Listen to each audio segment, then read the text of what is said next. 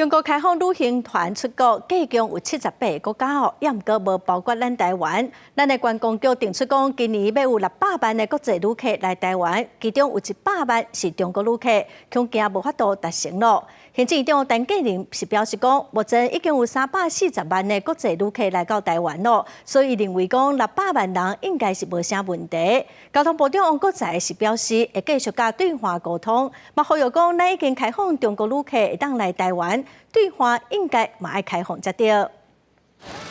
中国宣布开放第3波团客出国旅游名单，包含日本、南韩、美国、英国、澳洲等78个国家。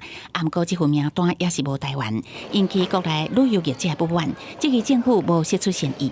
行政院长陈建仁11出席亚洲国际邮典赶紧杯会讲，政府透过观光销量回来沟通，不过无得到善意的回应。在这一个和平对等，然后彼此尊重，然后务实的情况下来做相关的这个交流的沟通，像我们开放国人到大陆去做这个自由行的旅游，我们也开放国人到大陆去的大学呢去念书。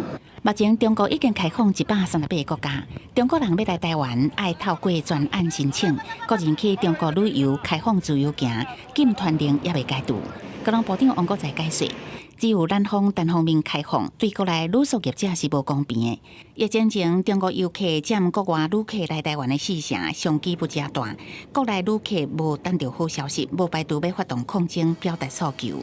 台湾的有4000家旅行社，大概有90%以上呢，都有发团到中国大陆，所以呢，对整个行业来讲，当然就是是一个很大的市场的一个损失。那对市场一直不开放，对市场也是一种伤害。我跟李书业也有座谈过，他们也期待是对等开放啦，不要说我们民众都跑去，那他没过来，那我们就会有一个落差。交通部观光局定出今年600万国际旅客来台湾，有100万是中国旅客，安怎补足客额？陈建仁表示，国际观光客真踊跃，目前达成340万旅客来台湾，有信心达标。